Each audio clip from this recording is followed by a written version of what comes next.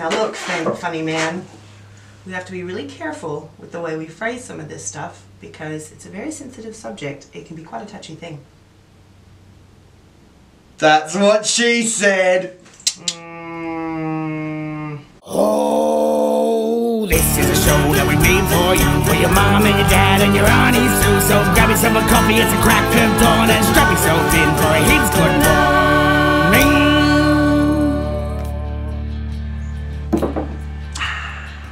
It's Sex Pos 2017. And we're here to inform the pants off of you. Well, that'll probably be the only overly fun bit that we're going to do today. I think so, isn't it? We're going to be very informative today. We are, because it's Sex Pos 2017, and we've decided that for the next 4 weeks we're going to do episodes that have to do with sexuality and gender and sex in general and relationships, and we both feel very strongly about it. Got to be some saucy. I want to say some saucy stuff, but I mean, some of them are going to be more saucy than others. One of them's going to be super saucy. It's going to be lots of fun. So yeah, today not so fun, but an important intro to this issue, I think. Yeah, definitely so. Yeah. So today we're going to talk about gender versus sexuality and what that means and things like that. So there will be a lot of kind of dry definitions and whatnot, but I think it's important. And if you're one of our viewers and you are inclined to be closed-minded about gender identity or sexual identity or sex in general, then just go ahead and don't watch this episode. Yeah, and don't comment. No, we don't need the hate at all. It's just, we're all human. So. Yep. So, I'm just going to go ahead and launch into it. You go for it. Alright, so. You go, girl. Because I got the short straw, I get to do the super fun, informative bit about gender versus sexuality, because they are two very different things. Yes. And I think a lot of times when people are referring to trans people or people that are on, you know, the non-conforming gender spectrum, I think that they automatically assume that they're gay. Which they're not, because that's their sexuality, not their gender identity. Yeah. So I'll just go ahead and spit out my first really boring, drab definitions. So I went to the World Health Organization for these definitions, and there's a couple of words I didn't really like, but whatever. So right now, as we stand, because these definitions tend to change with social climb and stuff, sex, when referring to gender, by, you know, your bits. Sex refers to the biological and physiological characteristics that define man and woman. So when you're referring to actual medical, biologically, there are still typically the two genders, which refer to the gender binary, which we'll get into. Male and female. Now there are that tiny percentage of people that are born with both gender organs, is that hermaphroditism? Well, that's the medical term for it, yes. Yeah. So, but that, I mean, that's such a small percentage of people. I'm not minimizing all you hermaphrodites out there. Actually, I don't even know if that is the politically acceptable term. Look, I knew it was 15 years ago. Yeah, well, it may not be. So we didn't research that because it is such a tiny percentage of people. And unfortunately, in a lot of countries, they assign a gender at birth, whatever they tend to look the most like, I guess, actually. So that's when sex is used in reference to your gender. And gender, according to the World Health Organization, is the socially... Oh, of course I abbreviated something. That's helpful. Well, anyway... and a tiny book doesn't really help, so you have to go like I know, and I write in all caps. So anyway, it basically refers to your social roles and your... you know, your communicative roles and behaviors and activities and attributes that a given society considers appropriate for male and female, or man and woman. So it was that bit that I was kind of like, society deems appropriate, but anyways, I didn't want to get my knickers in a twist. Yeah. So, essentially, someone's gender does not define their sexuality, because sexuality refers to your orientation. So it's basically your capacity for sexual feelings. So your sexuality is who gets you hot and bothered, right? Yep. typically people call it sexual preference. I don't like that term. I don't like preference. Like I was saying to you earlier, I prefer my pizza fresh. Yeah. But I'll accept it if it's cold out of the fridge. So that's will I. my preference. But I don't just prefer women and will accept a peen if there's one on offer and that's it. Like I don't think it's a preference. But Yeah. Anyway, that's semantics. So those are your two definitions. Gender is how you identify. Sexuality is what you're attracted to, essentially. But in gender... So we're coming to your part 2 now, are we? No, not yet. Oh, no, we're still in part 1. Calm down.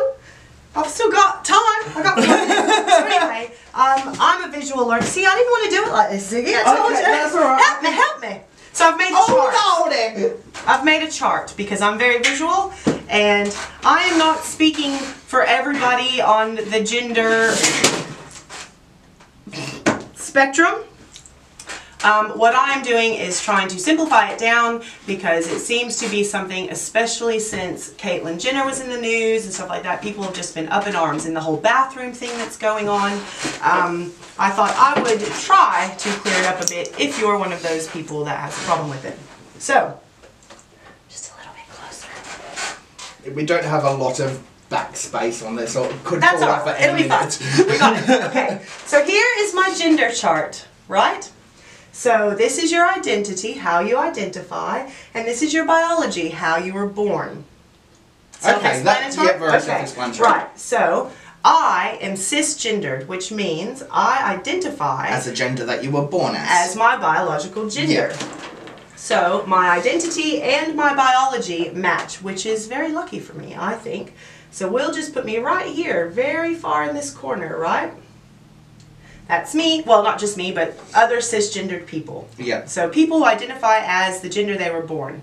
At the very other end of the spectrum are people that are biologically born a gender, but identify as something other than the gender they were born. So I'll dumb it down. If you're born with a peen, I'm sorry, if you were born with a penis, A phalangulator. and you identify as female, then you are not cisgendered. You're considered trans. So that will be this up here, right? The two extremes. Now, I think what people are getting up in arms about is these guys here. Yep. Which there's a lot of different ways you can phrase that. Genderqueer, non-binary. Well, actually, I'm sorry, non-binary is in here. Non-binary means you don't succumb to the typical roles of male or female, because those are your binaries, right? Yeah. So the thing that you can't forget is all of these other people in here on this spectrum that aren't necessarily biologically one thing but identify the polar opposite and aren't cisgender. Anything out of this range here, their identity is defined as trans. So non-cis is trans. Originally, trans used to only refer to people that were transitioning from one gender to the other. Yes, yeah. But because gender is a fluid thing and society, I like to think society is being more open-minded, there's not always a starting point and an ending point. A lot of people identify as, non-gender conforming or genderqueer or, just non-binary, meaning they fluctuate somewhere in between here. On any given day, they may wear, motorcycle boots and nail polish. They may wear a trucker hat and a miniskirt. It doesn't matter because That's a really good look. It is actually. Paris Hilton. Oh yeah. Maybe not always a good look. Yeah. And that is essentially gender, summed up, period. Now the thing about gender is it's performative, meaning society tends to accept your gender as you portray it. So Judith Butler, which if you're interested in this stuff, we're going to put a link down below of a link to Judith Butler. Yeah, so just check out the description if you want to find out more. Yep. Judith Butler published a book in 1990 called Gender Trouble, Feminism and the Subversion of Identity. And I'm just going to paraphrase her whole book right now by saying essentially what she was saying is that gender is performative, and you can identify as whatever you want to identify as, but society will see you as how you perform a particular gender on any given day. Yep. So essentially, if you're trans and you're trying to pass, which unfortunately is a thing that has been put on trans people to pass as one or the other in the binary, then it's all about how you present yourself. Yep. So if you want to read anything about it, we'll put a couple of links down below. If you want to see a really fun and enlightened application to this whole gender diversity thing, then we'll put another link down to Kimberly Clark. Is that video that you sent me? Really good video. Really informative, yeah. Really and really lighthearted, and yeah. And she takes a bit from Judith Butler's speech as well. And so Kimberly Clark is another YouTuber. We'll put a link down below.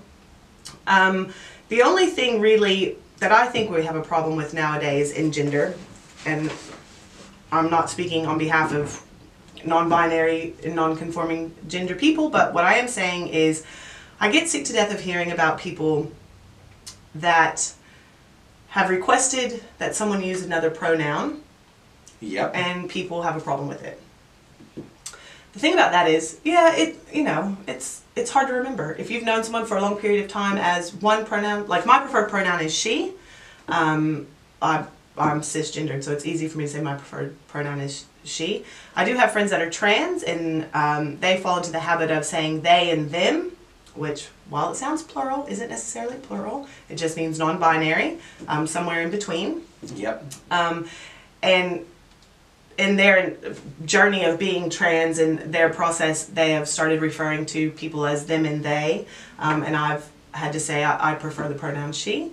Because I think if you expect something from someone else, then you should do that for them. And yep, I don't, yep. My preferred pronoun is she. I'm very cisgendered. I'm an empowered female. But I also have a friend whose child is trans, and I've known this child for a long time. Well, not teen now, not a child so much anymore, and is going through the process of non-conformity and has chosen to use different pronouns, and that's fine. And it's hard because I've known this child for a long time. The thing is, don't get freaked out if someone says, oh, pardon me, but my preferred pronouns are them and they, or the opposite of what you're used to calling them, because the trans person that you're interacting with isn't going to get mad with your effort. Do you know what I'm saying? Like, yeah, they're not going to get mad if you try. And if you forget sometimes, even I forget. Like, I had a friend over the other night, and I accidentally said she, and they corrected me. I was like, ah, shit, sorry. And, just try. That's it. Just try. I mean, you changed your last name, didn't you? You changed your whole name. I changed my whole name, yeah. And people had a hard time getting used to it, right? Yeah, lots of people had a hard time getting used to it. I guess it's just a matter of, just as you said, correcting yourself when you make a mistake. It's not taking food out of your mouth. It's not like, it's not burning down a room in your house. Like, it's really minimal effort. In my opinion, if you give a shit about a person and they are, going through a trans process or something like that, and they ask you to use a different pronoun, I don't really think that it's that big of an effort. Do you know what I'm saying? I've done a lot more for people that I cared a lot less for. Yeah. You know what I'm saying? Yeah. So there's really no point in getting your knickers in a twist about it, I don't think. So that was a really short, succinct lesson on gender. That's it. That's it. Not everybody's male or female, and it has nothing to do with what you're attracted to. Yeah. Did I sum it all up? That sums it up. I think I've ticked all my boxes. Yes, yes. Cisgender, yep. Okay, I've done it all. So you got a bar here about sexuality. Well, that's the second part, because I said sexuality and gender. Yeah. So now that we've addressed gender, and you can sit there and know what gender you're comfortable with, and you know what gender you're comfortable with, and the gender I'm comfortable with, now we can move on to sexuality. Okay. Because it's a totally different thing. Not necessarily connected to your gender identity. Yep. So this is my graphic. I should probably trademark these because I think they're really succinct. They're very forward thinking. So, this is sexuality. This arrow here, right? Wish I had a laser pointer. Let's call this Homo Heights. Okay? This is someone who's... I used to belong there. At Homo Heights. Yeah. It's a part of... It's what the gays in Dallas call Cedar Springs. Homo Heights. So that is someone who is totally 100% same-sex attracted. Yeah. So someone that identifies as one or other of the binary, so male or female, and is solely attracted to the person of the that same gender, right? Yeah. So let's call this Breeder's Corner. This is people... That's where I am now. Well, hold on. You can't really see this, but I'm writing Breeder's Corner here, right? So that is someone who is on the gender binary, male or female, and is only sexually attracted to the opposite gender. Yeah. See all of this in here? That's everybody else. So in this area, you have a myriad of terminologies for people that are, used to be, they would have called this section bisexual, meaning attracted to either of the binaries. Either of the binaries, yes. Right? Male or female. In my opinion, because there is so much fluidity in gender identity, I think, like I was saying to you, I think bisexual is an outdated term. Yeah. I don't think bisexual, I mean, there are some people that are only attracted to male or female, and that is totally their right, because everybody can be attracted to whatever they want to be attracted to. It's a great thing about sexuality. Yeah, and gender identity. It's fluid. It changes. You know, everybody's gone through phases in their life where they're discovering different things about themselves. Yep. Some people it's their sexuality. Some people it's the particular drugs they wanted to take at the time, and as they get older, that changes. Yep. You know, it's the way they dress. It's all kinds of things. But in this spectrum here is really very seriously a big portion of society. Oh yes. Because like more than you would know. Yes, because I would call, so this is Homo Heights here. I would say I'm here. Because I am 95% same-sex attracted. See, where I think I would have used to been around here, now I'm more over here. Because over the course of time, my sexuality has changed. Well, I like to think that I'm here because of that redheaded Viking on Game of Thrones. You know who you are. Call me. But keep your pants on. And also because if I wasn't in a fantastically loving long-term relationship, I can't honestly say that I am solely attracted to vagina. Like, yeah. So I think technically I'm probably lesbian / pansexual. Yep. Because it's a little closed-minded of me to say, perfect, I'm waiting on that message, by the way, totally closed-minded for me to say, never anywhere on the face of the planet will ever a man change my ways, or someone who's fluid change my ways. Have we discussed what pansexual is yet? Because you just threw that in there. Yeah, see how I did that? So nice segue. There's 47 billion different terms relating to sexuality, and they range from asexual to gray sexual to pansexual. So we're going to cover the basics. So asexual, not sexually attracted to anybody at all, which is usually connected to aromantic, which is someone that isn't necessarily asexual, may be sexually active or have sexual thoughts about people, but is does not connect with a person on a romantic level. So asexual and aromantic are... So aromantic is one of those people that says, I don't believe in love. Or yeah. I guess. Yeah. Basically, yeah. Those people. It's human urges, that's it. Yeah, we're all animals, blah, blah, blah, blah. Yeah. Wait, I didn't mean to roll my eyes. Sorry. That seems a bit judgy. I don't care who you have sex with. I'm the polar opposite. It's just the way I'm wired. I don't even like one-night stands because I have to connect with someone emotionally. So you have that end, and then you have your sexually active people, your pansexual, which... What's pansexual, Ziggy? Well, pansexual is the new bisexual, which is also known as sapiosexual, as well as a couple of other things. Which, in all of my months and months of research about being, totally open-minded about gender and sexuality, I never even saw sapiosexual written anywhere until we discussed it the other day. Yeah, and Ali, when Ali and I first started dating, she's the one that introduced me to sapiosexuality, which is a stimulation from the mind, much like your beautiful t-shirt. Which, I don't often do this, but I'll look at my phone. Because she's waiting for her plug. Yes. So this shirt is actually Robin's shirt, my fiance's shirt, and it is by a company called Wearable Therapy.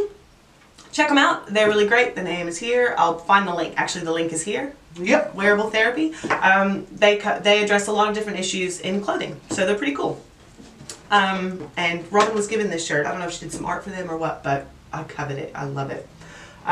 So yeah, there is a misconception getting around that pansexual is in reference to, remember we talked about this, a lot of people under the impression that pansexual was in reference to not one species, like pansexual implied that you were attracted to animals. That's not the actual case. And I did heaps of research about that specifically and the breakdown of language and all of that, and pansexual does not refer to animals or it even goes into, a lot of people are under the impression that pansexual implied to various age groups and stuff like that. No, I mean, granted, your appropriate age, like someone on the same developmental level as you. Yeah. So, but yeah, I think pansexual is the new bi because people don't just identify as male or female anymore. Not that they always did, but there's, you know, now the terminology and stuff like that for it. So pansexual, I think if you're open-minded enough to admit that you're attracted to both of the ends of the binary, then I think that you're, you know, sex positive enough to be like, and all of the stuff in between. Do you know what I'm saying? Like, I think it's like picking your favorite color. Do you know what I mean? Like, I think that everybody has like a color they think is their favorite, but are often moved by other colors sometimes and like, God, that's a great color. And then you kind of feel like, but I said I like green. Do you know what I'm saying? And some colors look great together. Exactly. Which we'll address that in the next episode. So, other than that, there's like demisexual and demi-romantic, which basically means, which I guess technically I'm demi-romantic. Yeah. Because it essentially means that you're not sexually attracted to someone that you don't have an emotional connection with. Even when I was young and tried very hard to be slutty and do all of my research before I made an educated decision about my sexuality, I didn't enjoy sex with strangers. Like, I think because of various levels of kink and whatnot, I think you have to, no, not you, but I think I have to have an emotional connection with someone before I can have a fulfilling sexual experience with them. Yep, yep. So, yeah, that's what I have to say about that. Sex. Everybody has it. Everybody does it. Everybody has a different anatomy and identifies a different way. Basically, we're just asking that everyone be open-minded and not be nasty about it. I mean, if it doesn't affect you, then it doesn't affect you. It just doesn't. It just doesn't, really so doesn't affect you. It's not taking money out of your bank account. It's not like, you know, and side note, the whole bathroom thing, guys, come on. Let's refer back to the gender's performative thing. If someone is trans, in the trans area of gender identity, for the most part, especially in the South where I'm from, there probably is a bit of uncomfortableness about even going to the bathroom. First of all, being trans in the deep South is tricky anyways. I have plenty of trans friends in the States, and even back in the day when I first, you know, came onto the scene, even, you know, there had been many occasions that my girlfriends, because while I am female attracted, I also am attracted to masculinity. So most of the females historically that I dated were not feminine females. And Robin, most of you guys know her. She's gender queer. Yeah. Preferred pronouns she, but you couldn't call her feminine per se in her appearance. Yeah. But chances are, if they're trans and they're trying to pass as one or other of the binary, they're not going to, like a woman like me that identifies as trans, a trans woman, chances are is not gonna look like Ziggy. Do you know what I'm saying? Like a trans woman is probably going to look more like me, and vice versa. A trans man, whether they were originally born female or not, they're not going to get around looking like I look and walking into the men's toilet. Like, they understand that the toilet you go into should, you know, it's safer and easier for them to be based on what they're performing on that particular day. Yeah. So chances are, most of the time, if trans are going into the toilet with you, you don't know it. You don't know it. And there's not a single statistic anywhere nowhere, single statistic of a trans identifying person having any kind of sexual misconduct in a bathroom of the opposing gender or biological sex. Like nowhere. There's not been a single sex crime committed by a trans person in a toilet in a public bathroom. Yeah. So they like to keep their shit private generally. yeah, and chances are they don't want to be harassed about where they go to the toilet. That's right, yeah. So we need more non-gender specific toilets. We need more independent toilet stalls, not just for trans people, but for disabled people and, you know, people that have chronic illness and all kinds of stuff. Yep. So just find something else to bitch about, seriously. And guess what? You're done? No, I have one more thing to say. Oh, okay. With trans, I understand that pronouns and stuff like that can be a bit slippery. Yep. So I have hunted down and not just pronouns, but trans talk is something that's new. And if you find yourself romantically or sexually involved with a trans person, there's certain language that refers to anatomy and sex and things like that, that if you don't feel comfortable having an open conversation with them at first, that's what Tommy grumbling. I wasn't too sure if that was yours or mine, actually. I found a really excellent podcast. If you listen to podcasts and if you're interested in respectful language in reference to trans and sex and, you know, homosexual and whatnot, it is called The Illusionist. And we'll put down here the name of the podcast and the episode. Yeah, and I'll be checking that one out too because I'm very interested in that, actually. It's cool. I think I've talked to you a bit about it. Yeah. Some of this stuff, it's a bit kind of like, oh, it's a bit jarring because you don't typically use that kind of language in your own sex life, but at the same time, that's what they prefer. So the people that are speaking, not generally. Not necessarily everyone. Not all of them, no. Yeah. Chances are, if you're having sex with a trans person, you are in a comfortable enough relationship to have an open conversation with them about what does it for them and what doesn't, language-wise. So, anyway, I hope that wasn't too heavy. I hope I didn't accidentally disrespect anybody. I tried to, obviously I didn't cover everybody under the umbrella because we would be here all day. It's a large umbrella. If you have further questions, I have done heaps and heaps of research about it, and I have friends in all of the spectrums, and feel free to email us. And if Ziggy can't address it, maybe you should vet things through me anyways. No offense. No, send emails to us. Send emails if you have any questions or if I've offended you in some way by my terminology. I tried very hard to use the up-to-date, respectful phrasing, but everything's fluid, so if I'm out of date with something, then yeah. Yeah. That was stressful, guys. It was very stressful. But you got there, and you did a fantastic job. Oh, thanks. I did graphics. I had a whiteboard. Had a little eraser somewhere. It's gone. Got pages and pages of stuff. So yeah, if you have any questions, email us. We'll try to answer them, and hopefully the rest of our Sex Pause 2017 will be a little less intense and a little less informative and a little bit more laid back and raunchy. Hopefully. Yeah, hopefully. Well, time will tell, I guess. We'll find out. Alright, so I guess it's time for the end of the episode parts. What are we doing for the end of the episode parts? Oh, well, you've got to do your... Don't forget to like, comment, subscribe, and share. And we've got to talk about what we're doing next week. Don't forget to like, comment, subscribe, and share. Our future is at your non-conforming fingertips. Ooh. Alright, so... What's next week? Next week we are talking about the polyamory umbrella, which is another quite large Are we only umbrella. talking about polyamory or the other kinds of relationships? Well, we're talking about all kinds of relationships, and basically what it comes down to is if you're not in a normal two-person... You mean monogamous? Not in a monogamous two-person relationship, monogamous relationship, well, then you're in a polyamorous relationship of some form. Yeah. Yeah, it's pretty well what it comes down to, but we can go into more detail with that next week. Excellent.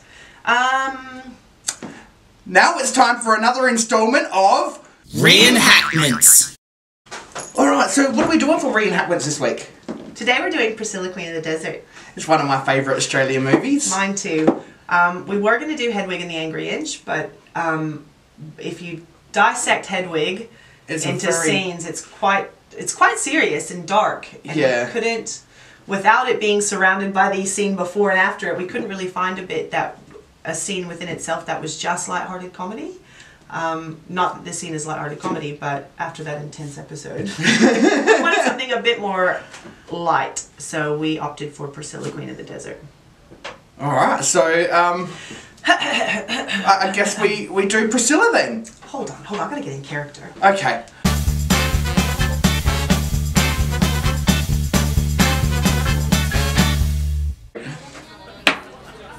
Hello. Can I please have a Stolly and Tonic, a Bloody Mary, and a lime daiquiri, please? Well, look what the cat dragged in here. What have we got, eh? A couple of showgirls. Where did you ladies come in from? Uranus? Can I please have a Stolly and Tonic? No. You can't have nothing. We've got nothing here for your type. Nothing. Now listen here, you mullet. Why don't you light your tampon and blow your box apart, because it's the only bang you're ever gonna get, sweetheart?